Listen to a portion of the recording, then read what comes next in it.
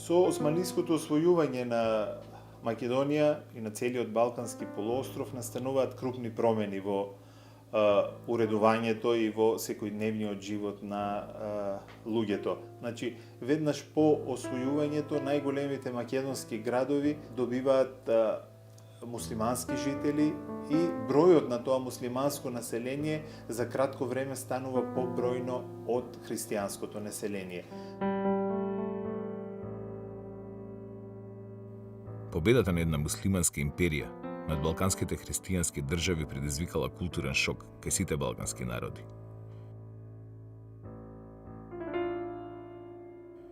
Целиот систем на христијанските духовни вредности доживел исклучително силен потрес.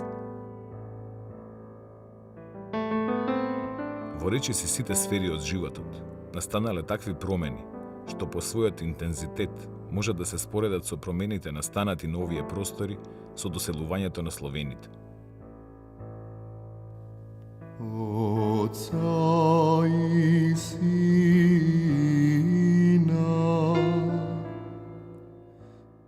За разлика од исламската култура, која по османлиското освојување започнала да се развива и обстојувала во градовите, христијанската култура се повлекува надвор од градовите. Односно, таа продолжува да живее во големите манастирски комплекси кои биле и од порано биле изградени и се наоѓале околу градовите.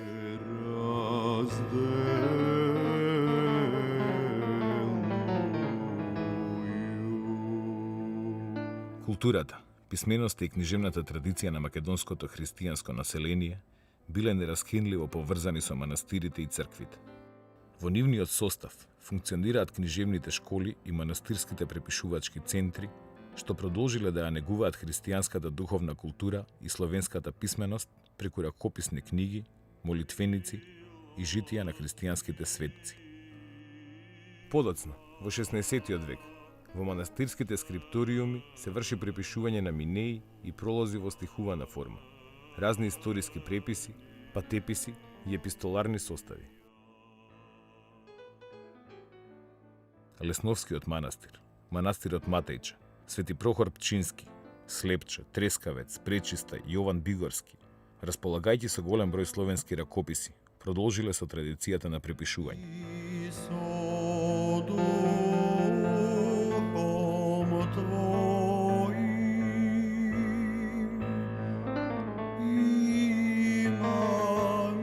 Во нив, духовните лица покрај преведувањето на богослужбените, философско-поучните и црковно-практичните книги развили и оригинална книжевна дејност.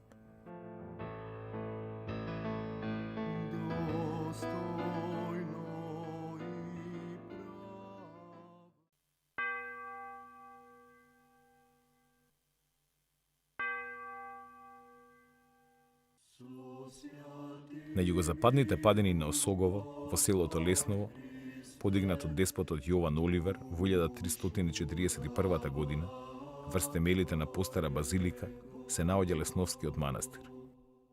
Го сочинуваат црквата Свети Архангел Михаел и пустино жител Гаврил Лесновски, камбанарија, магазинска зграда со неколку помошни простории и обновени конаци, подигнати во 19 век. Овој манастир е книжевен центар во рамките на Кратовската школа. Во него, со својата активност, се истакнуваат многу културни творци.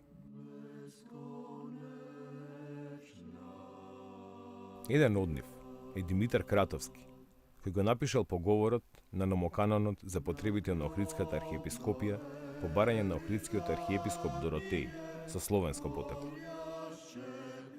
Номоканонот бил потребен за соборната црква во Охрид како замена за грчкиот номоканон. Во 1466 година делото било завршено, но тој не влегол во употреба.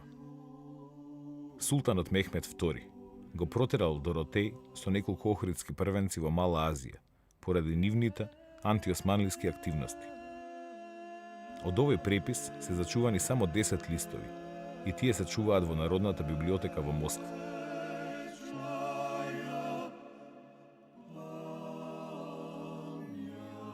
Друг представник на Кратовската школа е Јоан Кратовски. Својот прв труд го составил во 1526 година. Молитвеник посветен на неговите родители. Во 1559 година тој го завршил преписот на Зографското евангелие, а составил уште 4 евангелија и еден литургијар, кој се наоѓа во Рилскиот манастир. Под притисок на османлиските власти, морал да го напушти родниот крај и околу 1580 година заминал во крај Романија. Јоан се истакнал и како одличен илуминатор.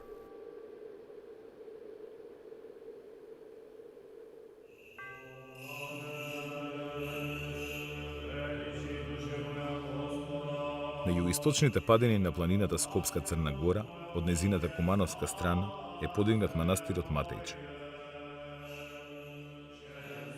Манастирскиот комплекс е сочинет од црквата посветена на успението на Света Богородица и конаците што денес се обновени.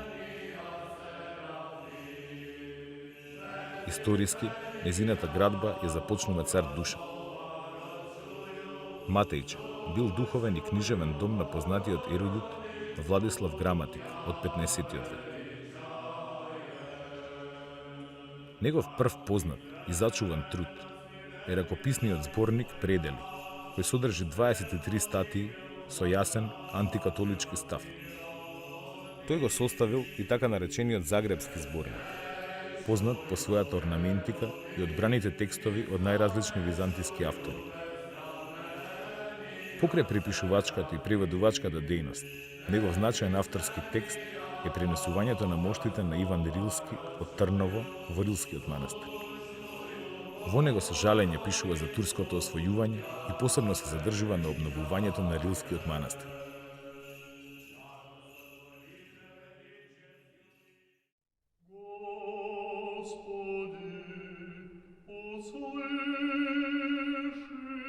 Дебар, обкружен со планините Дешат, Стогово и Јабланица, лежи во југоисточниот дел на Дебарското.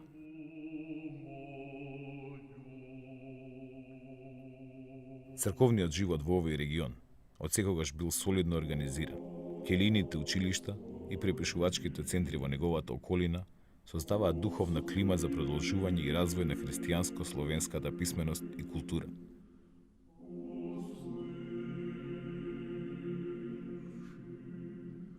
Активностите на културните дејци од овој регион допринесуваат за збогатување на културните книжевни фондови.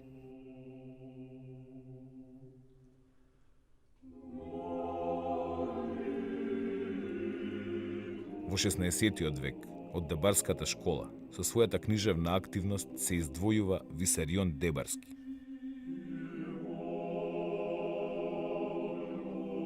Повеќето од неговите дела биле наменети за потребите на овој манастир. Тој бил многу упатен во различните црквени книжевни родови, и тоа не само во литургиските и библиските, туку и филозофските, богословските, догматските и полемичките.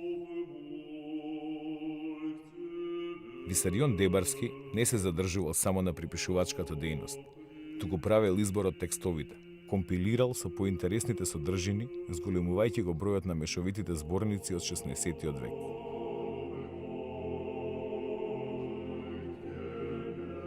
Книжевната дејност на Висарион ја продолжуваат и неговите ученици во Слепченскиот манастир. Пахомеј оставил повеќе од 10 битни ракописи.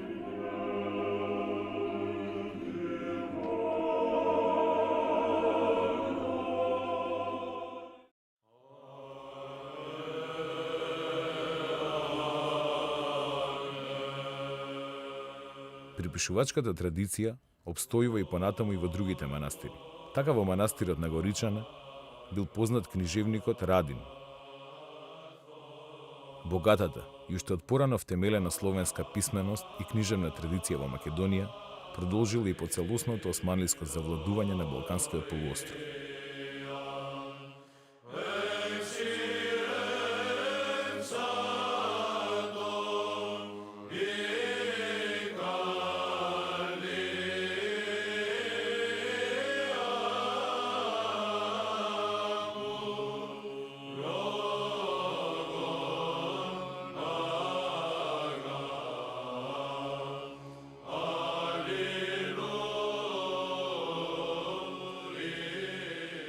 Кон крајот на 16-тиот и посебно во 17-тиот и 18-тиот век се преведуваат зборници со различни содржини, наречени дамаскини, по византискиот книжевник Дамаскин Студит, родом од Солун. Тој составил зборник со проповеди под наслов Сокровиште, кој содржал 36 слова со религиозна и морално поучна содржина. Оваа многу популарна книга, составена на новогрчки јазик, била препечатувана се до 1910 година. Особено е значаен преводот на проповедите на Дамаскин Студит од грчки, направен од пелагонискиот митрополит Григор. Покрај одделни народни зборови, во него се среќаваат конструкции карактеристични за народниот македонски јазик. Во македонските дамаскини, првите преводи и преписи се држале цврсто до црковно-славенскиот јазик, со мали влијанија на народниот говор. Додека подоцна, народното влијание станува се поприсутно. Кај најновите дамаскини се среќава чист дијалектен народен говор, што ги прави достапни и популарни за поширокиот круг на словенски читатели. Во еден период почнале да се забележуваат некои ортографски особености што отстапуваат од црковно-славенската традиција. Пишувањето на буквите Ќ, Ѓ и Дж. Ваквиот правопис бил неопходен за целосното воведување на народните говори во писменоста, голем чекор за оформување на современите национални словенски јазици во текот на 19-тиот век. Во делот од македонската христијанска култура се вбројува народната епика, која се градела на нашите простори со векови и со истиот интензитет продолжила да се развива и под османлиското владење.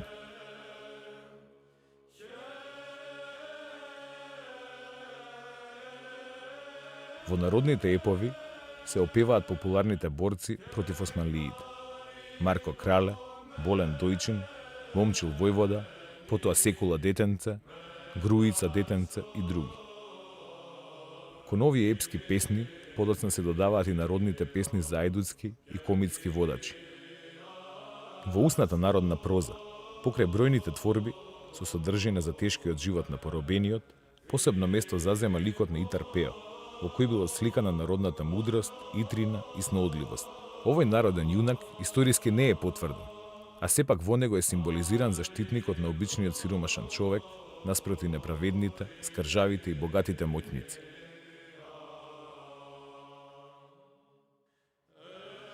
Со напливот на теолошките содржини, интересот за новите светови, за новите аспекти и филозофски погледи не бил одминат. Напротив, со новопојавените жанрови, преку романите и расказите, уште повеќе се зголемуваат читателските афинитети. Смелите и богати содржини на романите навлегуваат во светови од најдалечните митологии, од истокот и од западот, од средновековното секојдневие, за Тројанската војна, за Александар Велик, за Тристан и Изолда. Македонското народно творештво изобилувало со најразлични приказни: фантастични, апокривни, хумористични.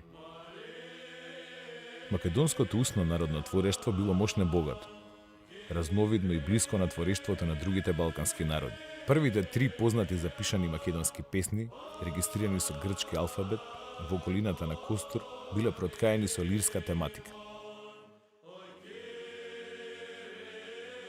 Со укинувањето на Охридската архиепископија во 1767 година, не поминува долго време кога македонската книжевност и писменост претрпува удар.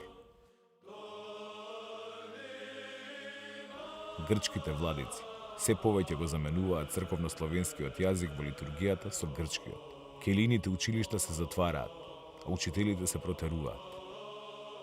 Се палат стари словенски книги. Така, со наредба на владикат Игнатий, треба да се уништат ракописите во Марковиот манастир. Словенската култура и јазик постепено се повлекуваат под силниот фанариотски притисок.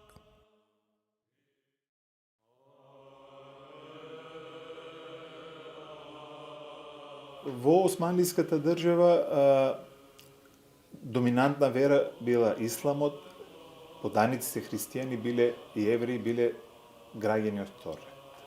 Значи, со доаѓањето на османлиите, градењето на цркви во градовите посебно станува многу тешка и макотрпна работа. Значи, добивањето дозвола за градење на цркви било многу тешко.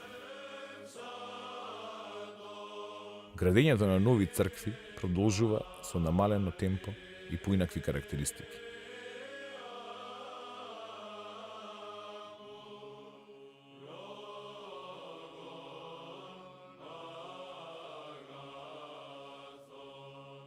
Црквите во тоа време во Македонија, скромни по размер, се едноставни, еднокорабни згради со правоаголни основи, зидани од необработен или полуобработен камен, а поретко од тула, како на пример Свети Ѓорѓи во село Бањани, Скопско. Во селата кога се градни црквите, тоа се со многу скромни размери и не е тоа само заради законите кои биле такви. Сушност толкова била и моќта економска тогаш на христијаните да си дозволат да градат некои покрупни и поголеми објекти. Во селата или во склопот на постоечките манастири од 15 до 17 век се изградени повеќе цркви. Свето Вознесение во село Лесковец, Успение Богородично во село Велестово Охридско, Света Богородица Пречиста во село Варош Прилепско, Свети Никола во село Трново Кривопаланечко, Свети Петар и Павле во село Зрзе Прилепско, Свети Архангел во село Непроштено Тетовско, Свети Никола во село Ореовец Кичевско и Свети Јован Богослов во село Слепче. Тие цркви никогаш не смееле да ја надминуваат висината, например, на една џамија. Поради тоа, цркви кои се останати од тој период, ако се погледне, ќе се види дека нивните врати се вкопани во земја. Значи, вратата не смеела да биде повисоко од 1,20 м. Најтипичен пример за тоа е црквата Свети Спас во Скопје, каде што за да влезете вие во црквата треба се спуштите 2-3 скали надолу. Декорацијата во црквите е едноставна. Плитко релјефни украси со мотиви на преплети, геометриски шари, стилизирани растителни мотиви и представи на животни. На древните иконостаси биле живописани икони што зографите ги имитирале од постариот предосманлиски период.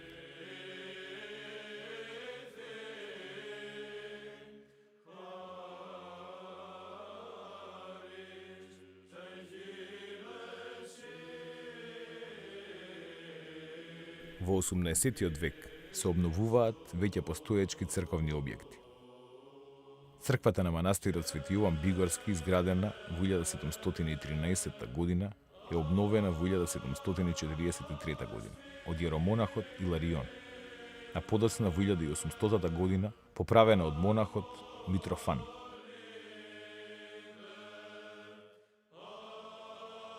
Фасадата на оваа црква, со голема купола на тромпи над квадратен простор, е направена од делкан камен.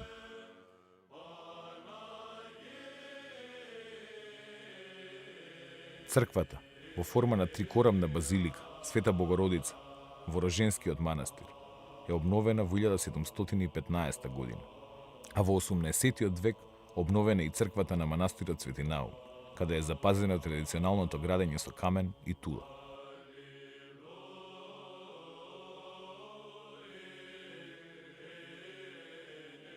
Со почетокот на реформите во Османлиската империја во 19 век, започнува помасовна изградба на цркви изградени од цврст материјал и со поголеми димензии. Например, Света Богородица во Скопје и Свети Димитрија во Битола.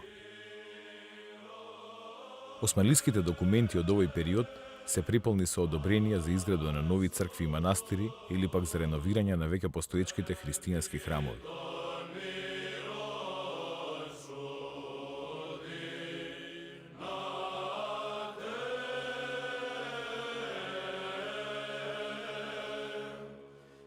Фреско живописот и иконите се изработувани по нарачка од донатори. За поставување на иконите на иконостасот не била потребна никаква дозвола од османлиите. Во некои храмови се среќаваат поединечни или пак цела серија на икони што датираат од првата половина на 15 век.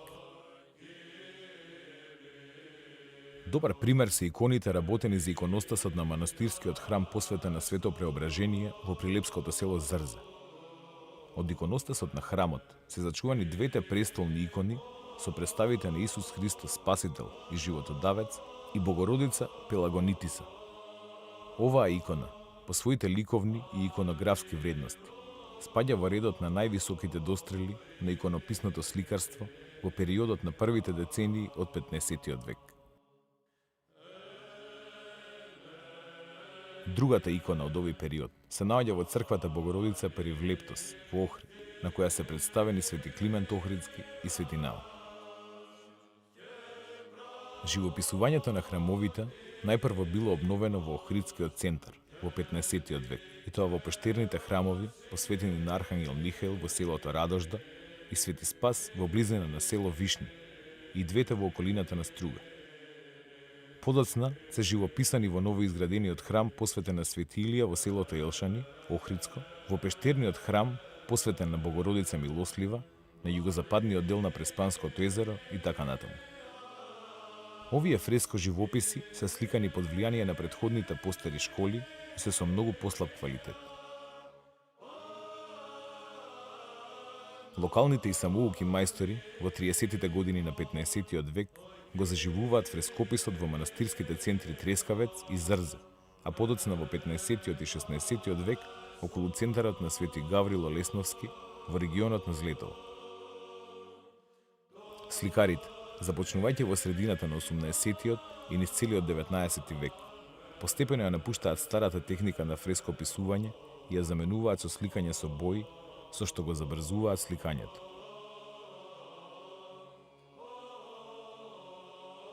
Во периодот на преродбата, ваквото сликање станало масовно и се појавиле повеќе центри во Македонија во кои се појавуваат голем број на зографи. Најмногу во регионот околу реките Радика и Мала река, со селата Тресонча, Лазарополе, Галичник, Гари, Росоки, Селце и други. Потоа во околината на градовите Битола, Крушево и Прилеп, кои биле под влијание на доселеното влашко население, во чии редови имало познати зографи. Најпознат меѓу нив е Дичо зограф, чија дејност е поврзана со територијата на целиот Балкан.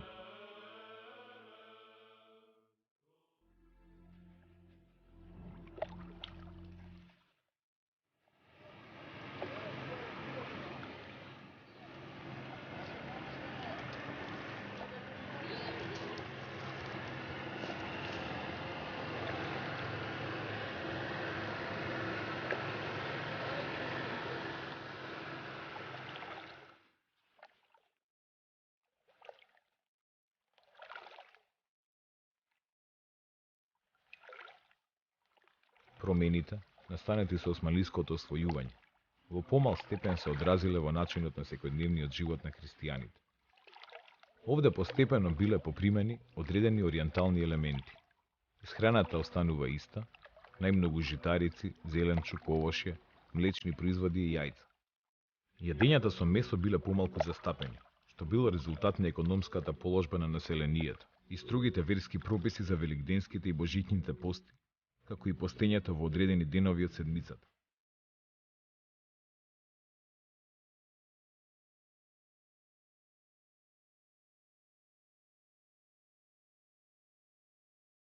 Ориенталното влијание најмногу се чувствува во начинот на облекувањето. Во додогашната доминантна бела ткаенина на македонската носија навлегуваат црната и кафената клашна. Колоритот на облеката е збогатен. Облеката почнува да се збогатува со делови кои дотогаш не се користат. Женската носија е силно колоритна, со низи од пари.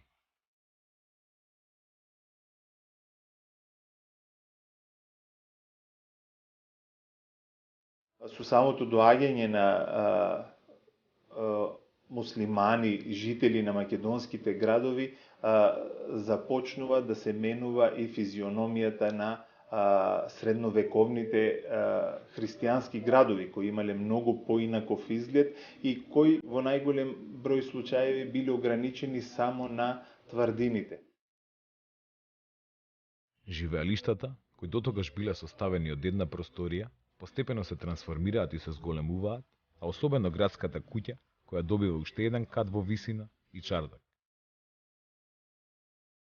Луѓето се групирале и живееле собрани во така наречени семејни заедници, составени од поблиски роднини, кои имале силно чувство за заедништво и поврзаност. Бројот на тие семејни заедници во просек изнесувал околу 20 до 25 лица, иако постоеле и заедници и со по 60 припадници. Начело на тие заедници стоел домаќинот или стопанот, и тој уживал најголем авторитет во заедницата. Со зголемувањето на бројот на членовите во тие заедници, тие се делеле и одвојувале, формирајќи нови заедници, кои пак споени создавале соеви или родови. Сите припадници на соевите имале свој патрон, тоест христијански светец, Свети Јован, Свети Ѓорѓија, Свети Петар, Свети Илија, Свети Димитрije, Свети Никола и други, кој бил избран за заштитник на сојот и чиј ден припадниците на одреден сој традиционално го празнувале секоја година.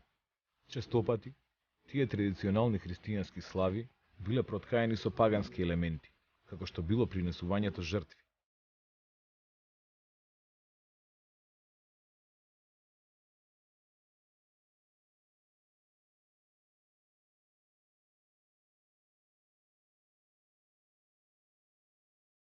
Народното ликовно творештво се изразувало преку сликање на разни ликови, животни, сцени на најразновидни материјали, текстил, глина, дрво, метал, кожа, камен. На повисоко ниво биле копаничарите, кои изработувале иконостаси, врати и други предмети наменети за црквите, но и за побогатите граѓани. Веќе споменатите зографи изработувале прекрасни икони и фрески.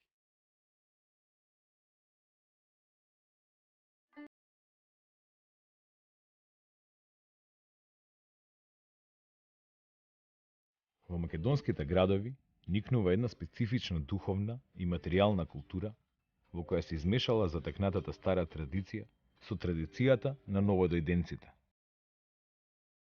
Припадниците на разни верски групи, христијаните, муслиманите и евреите, живееле во различни делови од градот и имале свој духовни водачи. Свештениците, имамите и рабините го представувале своето духовно стадо пред официјалните власти. Посериозното зближување на припадниците на овие групи, освен службено, повлекувало осуда, па дури и исклучување од заедницата. И покрај преовладувањето на турскиот јазик, во градските чаршии се слушал говорот на сите оние што живееле или подолго престојувале во градот.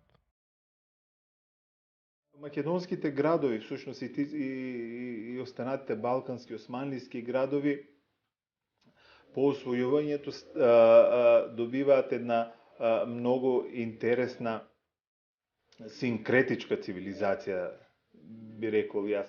Во нив се измешуваат три религии: христијанската, исламската и подоцна во 16-тиот век со доаѓањето на евреите и еврејската религија. Во рамките на таа синкретичка култура и покрај непрестаното мешање и секојдневното комуницирање, подчинетите градски жители грижливо ја зачувале својата самобитност и народност, своите обичаи, вера, навики и својот јазик.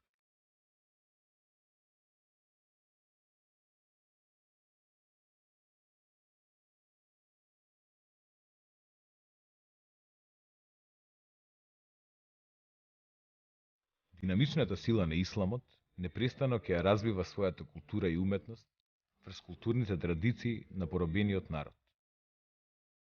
Турците, со учество на локалните мајстори, создаваат нови квалитети во својата уметност. Центарот биле градовите. Средновековниот христијански град со ѕидини постепено исчезнал и него го замениле населби со ориентален изглед од отворен тип. Во нив се формирале одвоени маала за муслиманското и христијанското население со збиена градба.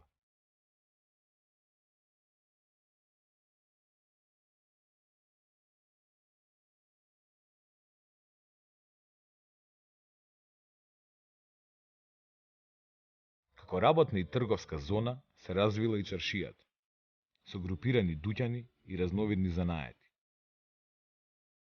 Во чаршиите доаѓале сите оние градски жители кои имале потреба или да извршат некоја трговска дејност или да разменат мислења, да разменат идеи со своите, условно кажано, со народници или со припадниците од останатите заедници. Во сите поголеми македонски градови се изградени бројни сакрални и верски објекти кои служеле за различни цели. Џамиите, месџидите, турбињата, завиите биле изградени во слава на Аллах и на новата вера, а ановите, карвансараите, амамите од многу пофункционални причини. Најзначајни џамии изградени во Македонија се Султан Муратовата џамија, Исхак Беговата Алаџа џамија, Исак Беговата, Мустафа Пашината џамија во Скопје и Исак Беговата и Ени џамијата во Битола. Од профаната архитектура, по својата импозантност се издвојуваат Капанан, Сулијан, Куршумлијан и Дауд Паши Наман. Исламската просвета имала нагласен религиозен карактер. Едукацијата се изведувала во мекбите и медресите, основни и средни муслимански верски училишта. Текињата на дервишите, исто така, биле центри за религиозна едукација и воспитување. Уште од најраниот период, во состав на џамиите, медресите и текиите, биле создадени и ориентални библиотеки. За најстара се смета библиотеката на Исхакбек, основана 1445 година, а најбогата била библиотеката при медресата на Исабек во Скопје. Благодарение на развиената едукација, во градовите се јавиле и првите исламски книжевни дејци и литерати кои пишувале поезија и проза.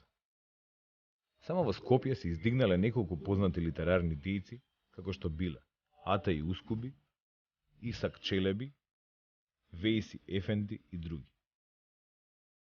Од османлиските поети во Битола познати се Хавери, Зухури, Челеби, Вахии, Ќатиб Хасан, додека во Тетово се истакнале поетите Суџуди и Тулуи. Во повеќе градови во Македонија живееле и работеле како професори во медресите или како кадии и други познати учени личности. Таков бил Ахмед и Самудин Таштјопролузаде, кој бил меѓу првите османлиски енциклопедисти.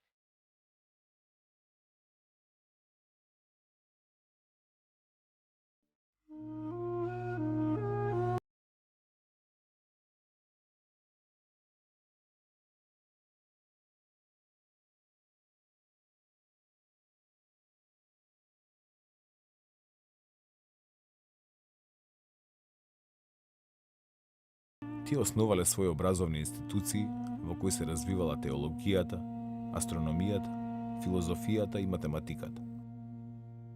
При синагогите работеле основни училишта и училишта за повозрасни, каде децата се описменувале и се читал Талмудот.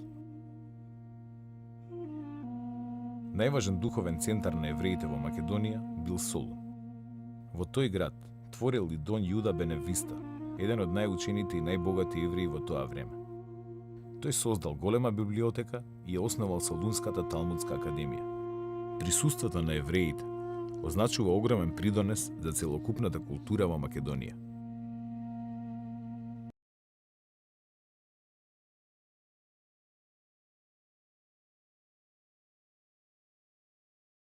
Начинот на кој се допираат културите на православното христијанство и исламот на територијата на Македонија е синкретичен. Потресување и разградување на традицијата, но и еден природен диалог, што во себе ја впива моќта на овие култури.